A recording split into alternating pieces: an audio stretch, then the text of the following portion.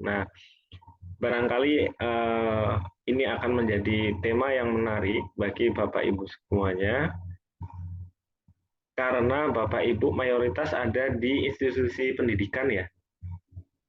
Ada nggak Bapak Ibu yang tidak di institusi pendidikan? Operator paling Pak, ada yang operator Pak. Operator, oh ya nggak apa-apa. Nggak apa-apa, yang penting bernaung di sekolah atau baik yang formal ataupun non formal ya. Iya Pak. Iya. Yang formal itu kan ya SD, SMP, MTS gitu ya. Di Dinia, di Aliyah begitu. Itu yang formal. Kalau yang non formal kan biasanya di pesantren, di yayasan begitu ya Pak ya. Ya, TK juga ada Pak. TK.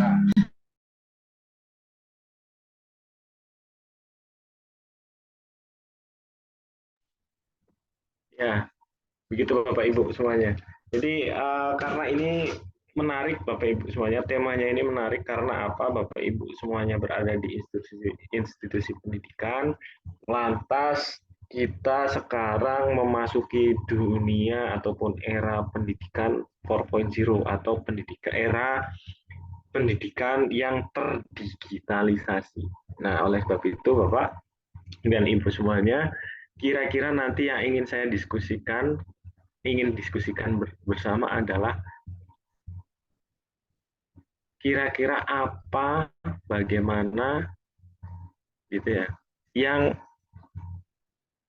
akan sedang dan sudah dilakukan dalam proses mendigitalisasi sekolah ini di sekolah ataupun di institusi pendidikan masing-masing. Nah, ini menuntut kita untuk bisa saling berbagi informasi, berbagi pengetahuan terkait dengan proses digitalisasi sekolah kita masing-masing. Siapa tahu informasi ini bisa dimanfaatkan di dalam proses menjalankan institusi pendidikan kita. Contohnya nanti adalah ternyata di sekolah itu dapat pembiayaan dana hibah misalkan. Oh, gimana nih proses dapatnya, akan barangkali ada Bapak Ibu yang dapat informasinya, Anda yang nggak dapat nih. Nah, siapa tahu dengan adanya diskusi ini nanti Bapak Ibu bisa saling berbagi informasi, bisa digunakan untuk membangun sama-sama maju bareng lah istilahnya begitu. Sama-sama punya itikat atau niatan baik untuk bekerja sama. So, siapa tahu bisa bekerja sama sekolah satu dengan sekolah lainnya yang saling berbagi pengetahuan, pengalaman dan lain sebagainya untuk membangun sekolah masing-masing. Seperti itu Bapak Ibu. Nah, sebelum masuk ke diskusi, saya ingin memberikan pengantar bagi Bapak Ibu semuanya di pertemuan kita pada siang hari ini. Yang mana Bapak Ibu semuanya disadari ataupun tidak, kita itu sudah memasuki revolusi industri 4.0. Nah, revolusi industri pertama itu kan terjadinya eh, pergolakan di Inggris dan Perancis. Nah, ini pergolakan di Inggris dan Perancis itulah yang menandakan revolusi industri 1.0. Nah, sekarang sudah memasuki era revolusi industri 4.0, di mana ciri-cirinya adalah dunia industri kita itu sudah dikuasai oleh internet. Istilahnya adalah Internet of Things, IoT. Barangkali Bapak Ibu pernah dengar istilah ini, IoT. Nah, ini itu adalah kepanjangan dari Internet of Things. Semuanya sudah terkoneksi dengan internet. Semua perusahaan-perusahaan, semua industri itu sudah terkoneksi dengan internet, termasuk pendidikan, termasuk dunia pendidikan yang kita jalani pada saat ini. Sadar ataupun tidak sadar bahwa pendidikan yang kita jalani ini juga masuk ke dunia industri saat ini, Bapak Ibu. Sadar ataupun tidak sadar. Karena apa? Sekolahan yang kita jalankan ataupun pendidikan yang kita jalankan ini juga berkaitan dengan apa, kalau saya menganggapnya apa ya, kapitalisme gitu ya, kapitalisme pendidikan, sadar ataupun tidak sadar, meyakini atau tidak kita yakini, tapi kapitalisme pendidikan sudah masuk pada sekolah kita, termasuk pembayaran SPP, terus kemudian proses kita menyiapkan anak didik kita agar bisa terserap ke dunia industri. Nah, ini adalah salah satu ciri bahwa pendidikan yang kita jalankan itu sudah tersambung atau terkoneksi dengan dunia kapitalisme seperti itu. Nah, sekarang kapitalisme ataupun industri yang sedang kita jalankan di dalam dunia pendidikan ini itu mau tidak mau itu harus terhubung dengan dunia digital. Sekolah kita harus koneksi dengan internet. Salah satunya adalah dengan terdaftarnya kita di website ataupun di daftar sekolah yang diindeks oleh pemerintah begitu. Kita memberikan status keterangan sekolah kita di website begitu ya. Identitas sekolah kita dipaparkan, kita sering melakukan promosi di internet, terus kemudian kita juga memiliki website tersendiri di sekolah seperti itu. Walaupun memang ada beberapa sekolah yang sudah ada tapi belum maksimal atau bahkan belum sama sekali punya website pribadi. Nah, oleh sebab itu Bapak Ibu mau tidak mau pendidikan yang kita jalankan ya pasti akan terkoneksi dengan dunia digital, cepat atau lambat begitu. Nah, kehadiran internet, kehadiran komputer, kehadiran dunia digital yang kita jalan saat ini itu berdampak pada gaya belajar gitu ya. Lantas proses belajar dan orientasi hasil belajar kita. Gaya belajar kita sebelum COVID misalnya kita full offline, full pembelajaran di kelas. Tapi setelah COVID, gaya pembelajaran kita berubah. Tiba-tiba belajar pakai WhatsApp, tiba-tiba belajar pakai Google Classroom, tiba-tiba belajar memakai Zoom meeting, dan lain sebagainya. Artinya bahwa pembelajaran itu sekarang sudah berubah.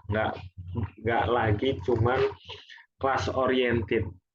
Nah, sekarang contohnya Bapak Ibu semuanya yang ada di sini itu merupakan implementasi gaya belajar yang sudah berubah. Tanpa adanya gaya belajar yang berubah seperti saat ini, maka kita tidak bisa melakukan pembelajaran jarak jauh seperti saat ini. Ada Bapak Ibu yang dari luar Cirebon, ada yang barangkali dari Jawa Tengah, Jawa Timur, di Lombok sana misalkan, ada yang dari dari Sulawesi misalkan, dari Sumatera dan lain sebagainya, itu bisa terimplementasi karena adanya perubahan gaya belajar melalui daring, pembelajaran daring ini. Kita statusnya adalah sekarang full online karena kita sama sekali tidak pernah bertemu secara langsung. Tapi ada yang masih blended learning, hybrid, separuh offline, separuh online. Tapi ada juga yang menerapkannya sebagai tambahan saja. Masih offline tapi online-nya itu hanya sebagai tambahan kecil saja. Seperti itu. Nah, di era pendidikan 4.0 ini, Bapak Ibu semuanya dituntut untuk memahami dan menguasai penggunaan TIK dan memanfaatkannya dalam pembelajaran. Jadi, berapapun usia kita, seminimal apapun akses yang kita punya terhadap teknologi, terhadap internet, kita harus bisa memahami dan menguasai teknologi informasi dan komunikasi. Kita sering mengeluhkan Bapak Ibu, termasuk saya ya, semakin tua kok kayaknya semakin lambat. Saya sendiri kalah dengan anak-anak SD, SMP atau SMA itu terhadap penyerapan teknologinya. Untuk belajar satu ilmu baru di komputer itu makin lama makin makin lambat seperti itu, nggak kayak dulu dikit-dikit update informasi, update latihan apa dan lain sebagainya. Tapi sekarang sudah karena kita dituntut oleh pekerjaan kita yang bukan di bidang IT, tapi kita harus mengadaptasikan IT, maka ada hambatan di situ. Tapi itu sebetulnya adalah bukan menjadi alasan ya untuk kita bisa mengimprovisasi, meningkatkan kemampuan kita di bidang TIK. Karena mau tidak mau, kita sebagai seorang pendidik, sebagai seorang guru, sebagai seorang ustadz di institusi pendidikan kita, kita harus setidaknya harus mulai start duluan gitu. Start duluan, paham duluan dibandingkan dengan peserta didik kita. Walaupun kita yakin bahwa peserta didik kita itu nggak perlu diajari, mereka pasti sudah bisa sendiri. Contohnya misalkan, contoh real ini, kita membatasi akses smartphone ke anak-anak kita karena terlalu banyak smartphone, maka kualitas belajar di rumahnya semakin menurun karena mereka lebih fokus ke gadget mereka. Nah, kita akhirnya mengambil keputusan untuk mengunci smartphone kita. Akhirnya kita bikin pola, bikin kode untuk mengunci smartphone kita, untuk agar anak kita nggak tahu passwordnya berapa. Tapi lama-kelamaan, anak kita itu kok tahu sendiri passwordnya apa, kodenya berapa, polanya bagaimana, tahu sendiri. Nah, ternyata anak kita itu memantau aktivitas kita ketika kita mengakses smartphone. Ketika kita membuka pintu, membuka kunci smartphone kita, anak kita itu kadang ngelirik-ngelirik, kadang mengintai, kadang memata-matai gimana sih polanya, apa sih angka kodenya, dan lain sebagainya. Tahu-tahu bisa buka sendiri. Nah, ini kan sangat luar biasa. Artinya bahwa penyerapan ini sangat luar biasa bagi anak-anak kita. Nah, dari situlah kita bisa melihat bahwa nanti kita lihat adaptasi gitu ya, adaptasi peserta didik kita di era digital ini sangat luar biasa. Lantas,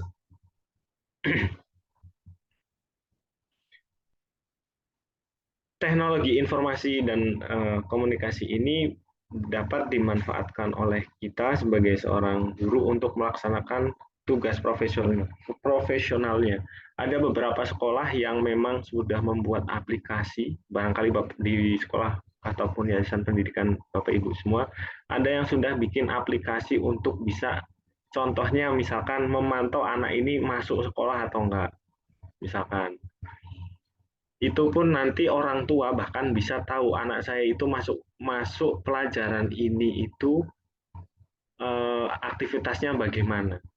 Setiap pelajaran hari ini dia masuk atau tidak, orang tua itu bahkan bisa ikut memantau dari rumah. Jangan-jangan pamit berangkat tapi ujung-ujungnya malah main PS di ruko dekat sekolahan misalkan, nggak sampai ke sekolahan tapi malahan main PS di luar sana. Nah, dari situ orang tua bisa ikut memantau. Nah, ini kan artinya bahwa teknologi informasi ini bisa digunakan untuk melaksanakan tugas profesional kita. Nah, yang saya sebutkan tadi bahwa anak didik kita itu sangat adaptif itu sangat betul sekali, karena yaitu begitu cepatnya anak-anak kita itu menguasai teknologi. Saya rasa saya sendiri gitu ya, saya sendiri kalah dengan anak-anak muda sekarang.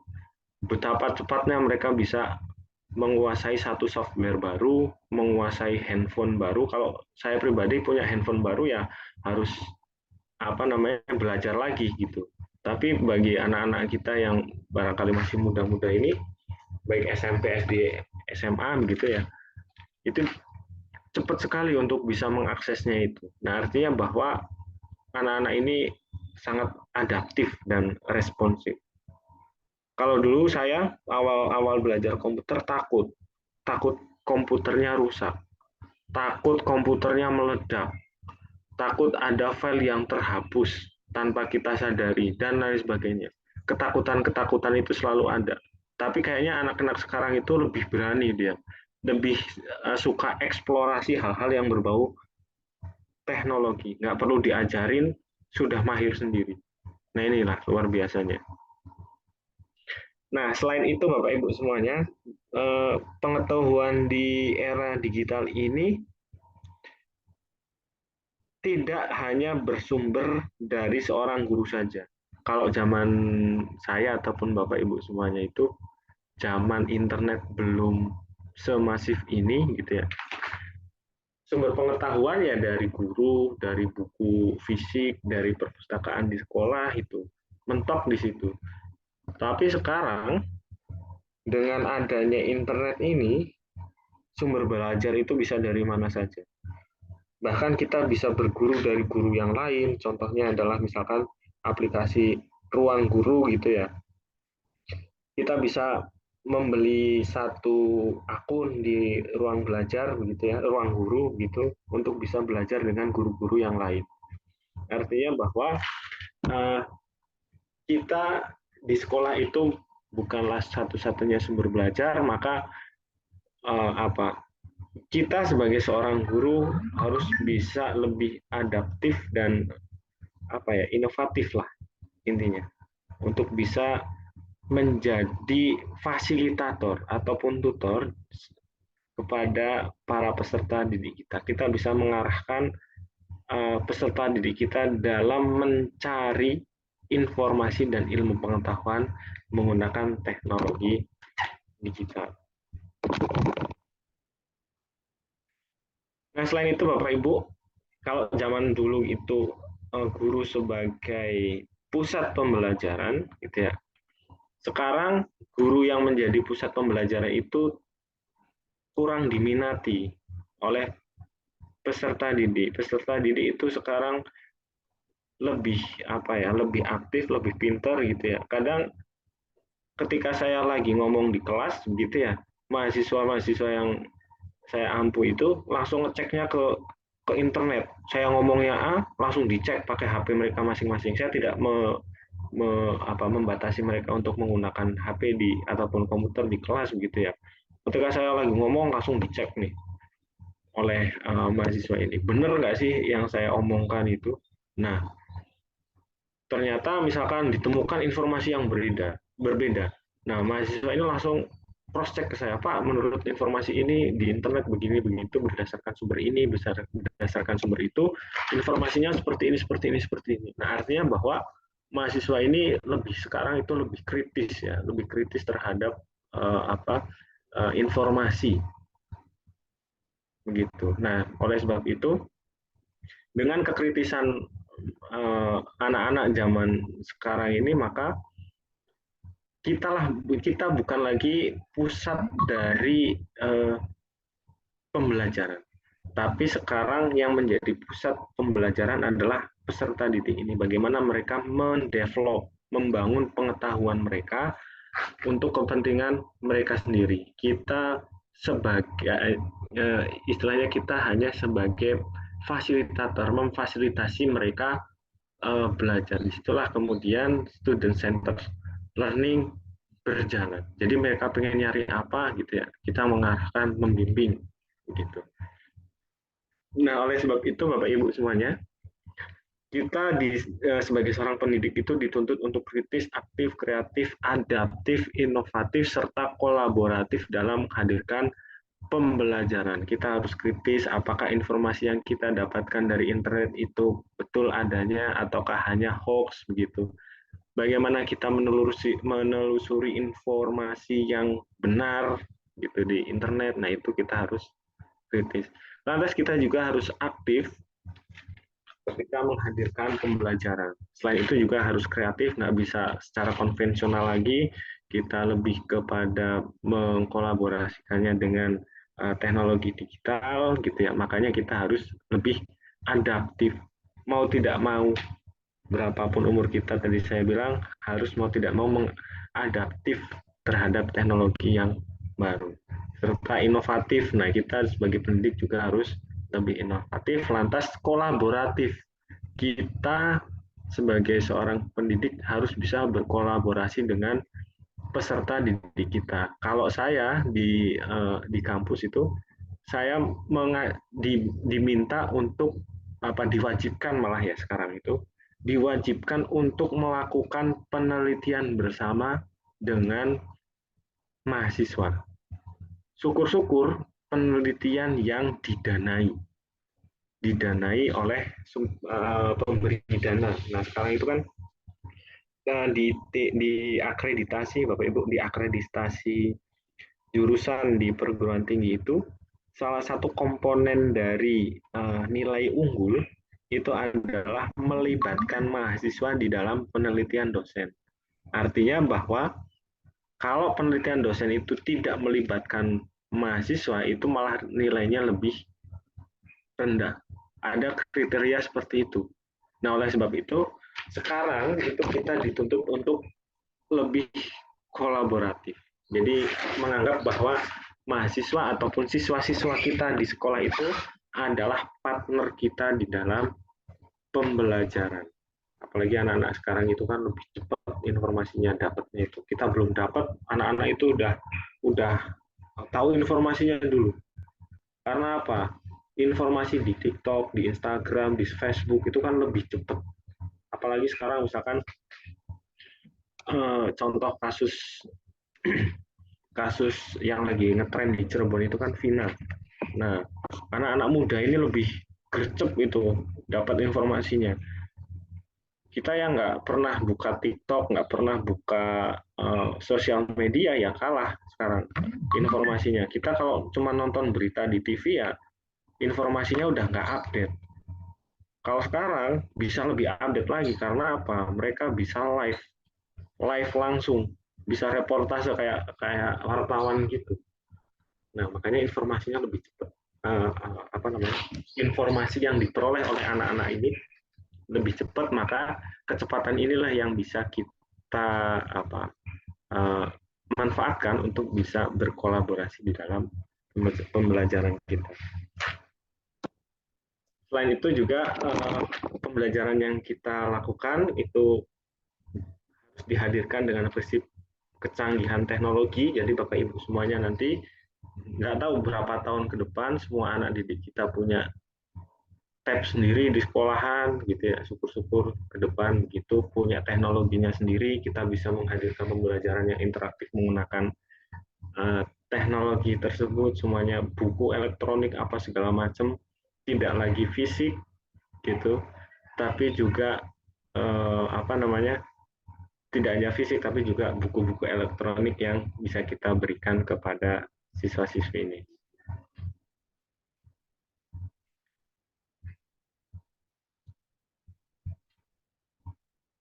Nah ini Bapak Ibu, tadi ya bahwa guru di era digital tidak hanya mengajar, tapi juga harus menguasai sumber belajar berbasis teknologi, dan yang tidak kalah pentingnya adalah menyelaraskan antara manusia dengan mesin untuk mendapatkan solusi, memecahkan masalah, dan menemukan kemungkinan inovasi baru. Nah, ke depan, aktor utama dari pendidikan, salah satunya adalah mesin. Di industri sekarang sedang diandalkan, banyak yang mengandalkan teknologi digital. Nah, ini lagi jadi peran utama sekarang ini. Tapi mesin ini nggak akan pernah bisa berjalan kalau nggak ada manusia. Nah, oleh sebab itu keduanya harus selaras. Mesin memudahkan pekerjaan manusia, manusia memanfaatkan mesin untuk mempercepat pekerjaan yang dia jalankan seperti itu. Nah, untuk sebab itu kolaborasi ini, keselarasan manusia dan mesin ini bisa digunakan untuk mendapatkan solusi masalah dan menemukan inovasi baru.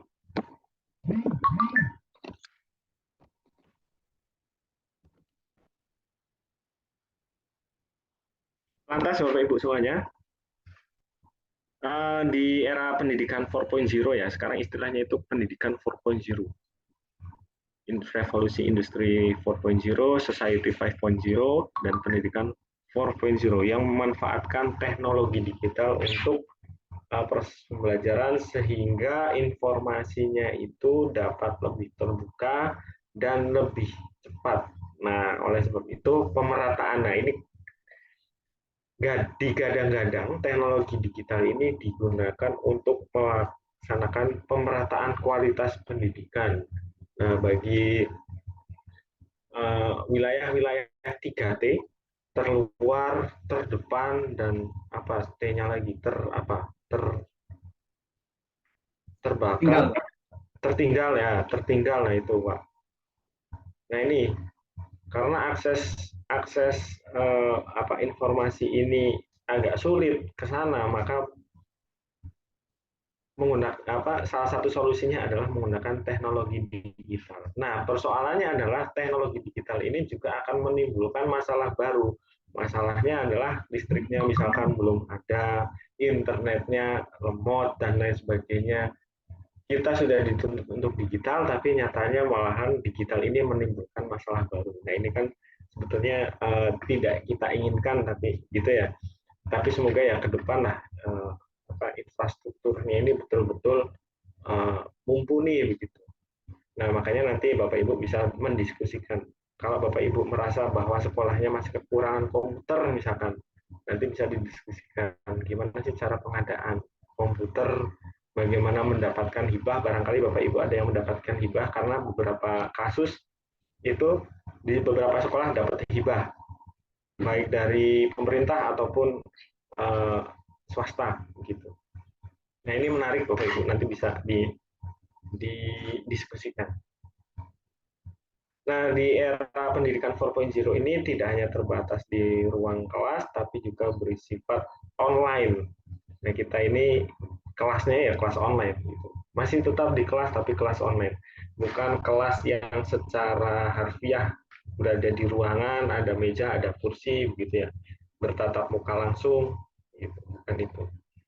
Lantas di pendidikan 4.0 kita diminta untuk menyiapkan sumber daya manusia yang berkemampuan literasi calistung, membaca, menulis, berhitung, mempunyai literasi teknologi dan literasi manusia. Ini informasi yang beberapa hari yang lalu saya dapatkan, Bapak Ibu, termasuk materi yang kemarin.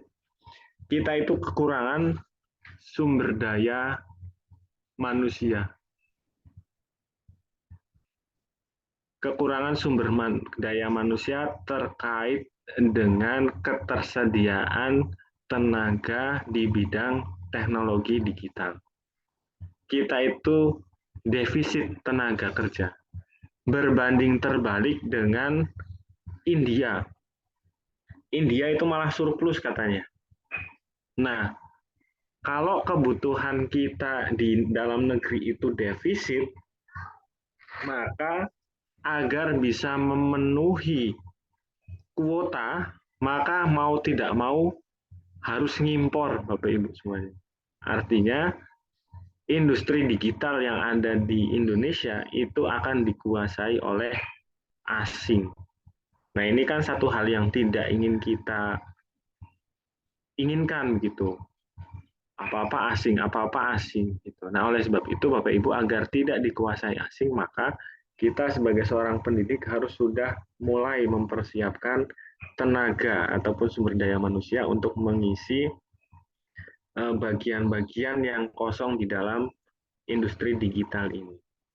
Nah, ini menarik Bapak Ibu, dengan adanya defisit ini berarti peluangnya itu sangat besar sekali untuk pekerjaan-pekerjaan di bidang digital. Memang ada ancaman untuk menggantikan manusia dengan robot, dengan AI, dengan mesin, dan lain sebagainya. Tapi pada pengalaman yang sudah-sudah, dengan adanya era baru, maka akan muncul hal-hal baru juga. Nah, makanya yang ibarat yang patah tumbuh, yang hilang berganti seperti itu. Dari situ. Lantas yang paling tidak